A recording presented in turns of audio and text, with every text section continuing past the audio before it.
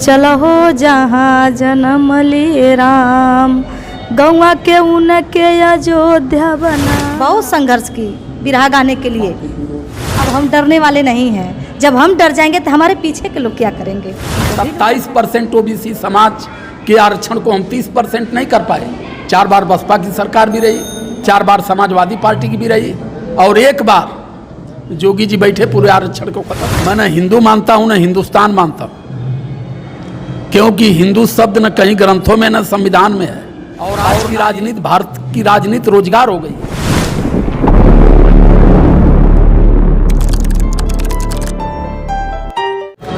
नमस्कार, प्रणाम। मैं हूं संतोष और आप देख रहे हैं सोलफ हिंदी में। हमारे साथ हैं मिशन गायिका सुनीता चंचल जी। और कब से शुरू की इस लाइन में आई, गायकी क्षेत्र में, बिरहा गायकी क्षेत्र में कब आपने कदम रखा? पहले तो सभी मिशनकार कलाकारों को मैं सादर नमोबुदान करती हूँ, क्योंकि ये मिशन में हम घुसी हूँ कम से कम 1 साल से। 8 साल से? 1 साल। 1 साल से। अच्छा, इसके पहले? इसके पहले तो हमने बहुत बिरहा गया। अच्छा। 25 साल से पखंड गया। अच्छा। और पखंड के लेके ढोआ। अच्छा। लेकिन जब अपने महापुरुषों के बोधिसत्व बाबा B.R. अम्बेडकर बाबा साहब के जब हमने संविधान को पढ़ा, अपने पुस्तक को पढ़ा, तो हम सोचे कि हम अपने लोगों को कहाँ गिरा रहे हैं, हम सही रास्ते पर नहीं जा रहे हैं। लेकिन हम लोगों को जो 6000 जातियों में ये ब्राह्मण विदेशी ने बांट दिया, हम पखंड को लेकर ढो रहे थे। तो हमने सोचा सर कि अब अपने लोगों को सही रास्ता दिखाना है, क्योंकि पखंड बहुत हम लोग ढोए और हमारा सभी जिंदगी बेकार हो गया। अच्छा जी। तो 1 साल पहले आप मिशन गायकी में आई, तो इससे पहले तो बहुत गीत आपने कई जगह गाए होंगे। जी। तो फिर जब इसमें आई आप, तो आपके साथ और भी लोग होंगे, और भी साथ में लोग थे, तो उन लोगों का क्या रिएक्शन था जब आप इसमें आई मिशन गायकी? उन लोगों का यही कहना था कि चंचल जी आप जो कर रही आप बहुत बढ़िया कर रही हैं। अच्छा। हम लोगों को भी बहुत अच्छा लग रहा है। माननीय राष्ट्रीय अध्यक्ष जी के साथ हमने बहुत गीत गाई हूँ। जो भी लोग सुनते हैं हमको बहुत हौसला देते हैं, और सभी लोग गायकी से पसंद हैं, और सभी लोग गीत सुनते सुनते भी बदल गए हैं। सुनते सुनते अध्यक्ष जी का जब हमने सुना, इनके विचारों को जब हमने अध्ययन किया, तो हम कहें कि अब माननीय अध्यक्ष जी सही काम कर रहे हैं। अच्छा। और हमको भी विचलित नहीं होना चाहिए, हमको भी सही रास्ता पर जाना चाहिए, अपने लोगों को भी सही रास्ता दिखाना चाहिए। तब हम अपने मन को बदल दिया। जी। जैसे इससे पहले जब शुरुआत किया आपने, तो क्या आपका पहले से कोई बैकग्राउंड था? जैसे घर में कोई गायक था, कलाकार था क्या? नहीं, कोई नहीं। अच्छा, आपने शुरुआत किया। जी। तब तो बहुत ही संघर्ष करना पड़ता होगा। बहुत संघर्ष किए, क्योंकि एक लड़की को बाहर निकल कर आना और समाज में गाना, ये तो आज भी गांव में लोग इसे गलत ही मानते हैं। अरे सर, जब हमने बिरहा सीखने के लिए मूड बनाया। अच्छा। तो आज तो माइक में हम लोग बोल रहे हैं, लेकिन हमने एक डंडा खड़ा करके और बांस उसमें बांध लिया, उसमें हलो हलो बोल करके अपना प्रयास करती रही। अच्छा। जी, बहुत संघर्ष की बिरहा गाने के लिए। लेकिन अब जब हम मिशन में हैं तो बहुत लोग अच्छे हैं, बहुत लोग विरोधी भी हैं। विरोधी हैं। जी। तो कभी मुलाकात हुई ऐसे लोगों से जब मंच साझा हुआ? जी। तो फिर जब मुलाकात हुआ तो कहें लोग, चंचल जी तुम क्या कर रही हो? पहले देवी देवताओं को गाती थी। हमने कहा पहले गाती थी, पहले हम अपने महापुरुषों के विषय में नहीं जानती थी, लेकिन हम जान गए हैं तो अब महाभारत रामायण नहीं गाऊंगी, क्योंकि जब हम उठाए हैं तो हम मिशन के लेकर के जब तक मेरा सांस चलेगा, क्योंकि हम भीम पुत्री हूँ, हमारा जब तक सांस चलेगा मैं तब तक मिशन को लेकर चलती रहूँगी। अब हम डरने वाले नहीं हैं। जब हम डर जाएंगे तो हमारे पीछे के लोग क्या करेंगे, वो भी लोग डर जाएंगे। तो हम लोग डरते नहीं हैं सर, कहीं भी खर्रा खरी बात करते हैं। तो अभी जैसे बहुत से बिरहा कलाकार हैं जो राजनीति में आ रहे हैं, अपने कदम जमा रहे हैं। जी। आपका क्या ख्याल है?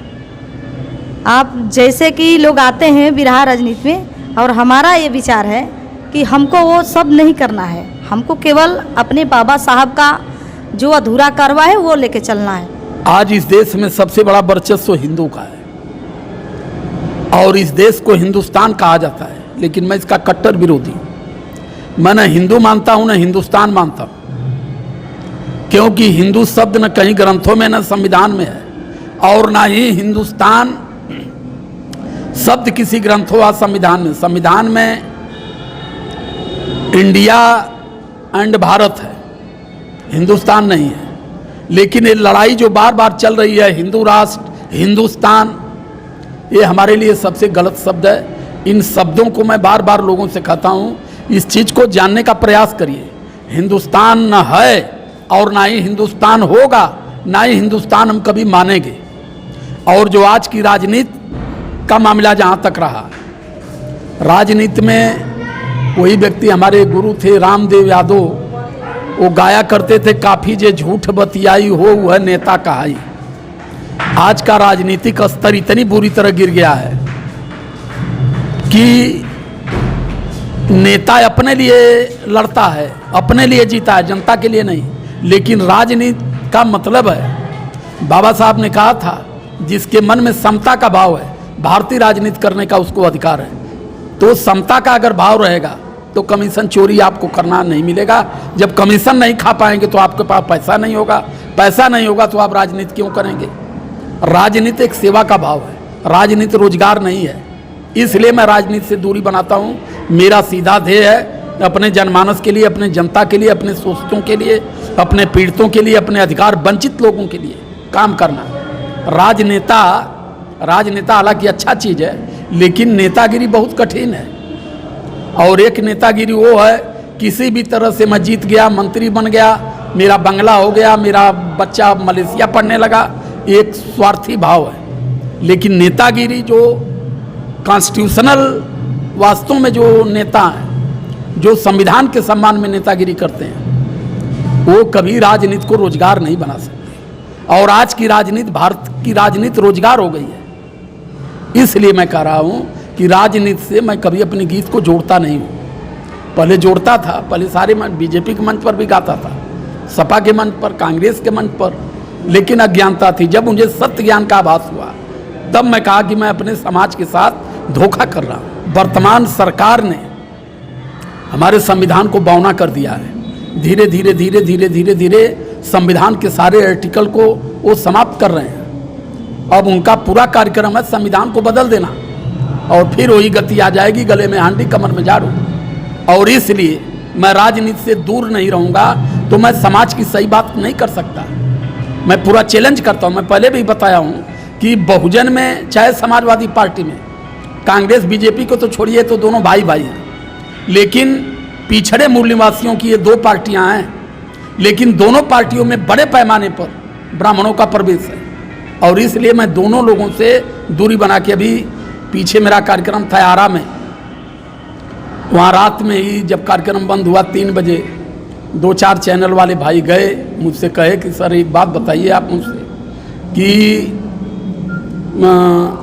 बहन मायावती जी और अखिलेश जी अगर चुनाव लड़ते हैं, दोनों पार्टी के उम्मीदवार अगर एक विधानसभा से लड़ते हैं, तो आप वोट किसको करेंगे। मैं कहा वहाँ मुझे प्रत्याशी को देखना पड़ेगा। अगर बहुजन समाज पार्टी से कोई ब्राह्मण चुनाव लड़ रहा है और समाजवादी पार्टी से कोई पिछड़े समाज का, दलित समाज का व्यक्ति लड़ रहा है, मैं उसको वोट करूँगा। अगर समाजवादी पार्टी में कोई सबल लड़ रहा है, बसपा में कोई पिछड़े समाज का व्यक्ति लड़ रहा है, तो मैं उसको वोट करूँगा। मैं पार्टी के नाम पर वोट नहीं करता। क्यों कि हमें सबसे ज़रूरी चीज़ है, ये इसीलिए हम लोग फेल भी हुए कि हम लोगों ने सदन में संख्या नहीं बढ़ा पाया। मुख्यमंत्री तो हमने बना लिया, लेकिन सदन में संख्या हम नहीं बढ़ा पाए, जिसका कारण हुआ कि 27% ओबीसी समाज के आरक्षण को हम 30% नहीं कर पाए। 4 बार बसपा की सरकार भी रही, 4 बार समाजवादी पार्टी की भी रही, और एक बार जोगी जी बैठे पूरे आरक्षण को खत्म कर दिया। तो इसलिए खत्म किए कि सदन में उनकी बड़ी बहुमत थी, सदन में उनके लोग थे। तो मैं ये चाहता हूँ कि सदन में जब हमारे लोग रहेंगे, तब जो नियम बनेगा, जो कानून बनेगी, जो कैबिनेट बनेगा, उसमें हमारे लोग रहेंगे, तब हमारे लोगों का अधिकार सुरक्षित रहेगा। तो इसलिए मैं राजनीति से दूर हूँ। बाबा साहब अगर ये बात सोचे होते तो धीरू भाई अंबानी जैसे धनी बाबा साहब का जूता भी नहीं उठा पाते। जूता उठाने के लिए वैसे हजारों लोग लगे रहते, लेकिन बाबा साहब ने सब कुछ समाज को दिया है। और मैं बाबा साहब को पढ़ा हूँ, मैं बाबा साहब के त्याग बलिदान और बाबा साहब की जो निष्ठा समाज के प्रति रही है, मैं उसे ढो रहा हूँ। मुझे पद प्रतिष्ठा की ज़रूरत नहीं है, मुझे अपने समाज की ज़रूरत है। कि हम एक करेंगे तो आने वाला जनरेशन भी ये करेगा, तो आने वाला जनरेशन हमारा बचेगा।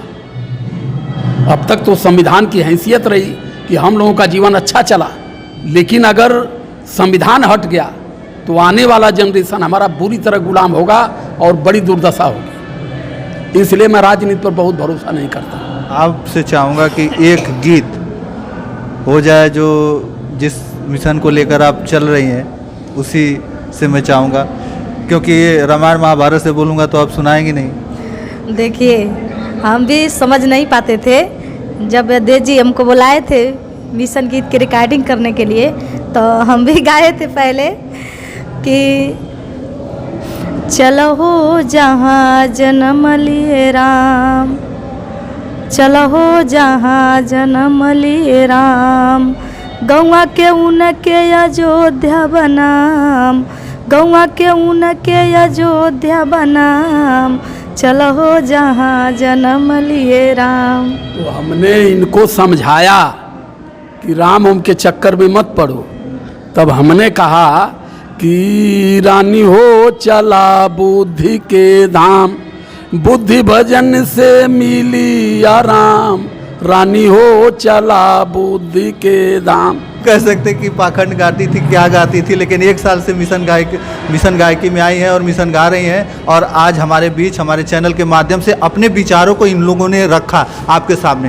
तो ये सफ़र हमारा ऐसे ही जारी रहेगा, और आप हमारे इस चैनल को सब्सक्राइब कर लें और वीडियो को ज़्यादा से ज़्यादा शेयर करें, लाइक करें, और कमेंट करके ज़रूर बताइएगा कि इन लोगों की बातें और इन लोगों के विचार आपको कैसे लगे। तो बस इस वीडियो में इतना ही। नई वीडियो नए जोश के साथ हम जल्द उपस्थित होंगे। तब तक के लिए जय हिंद, जय भारत।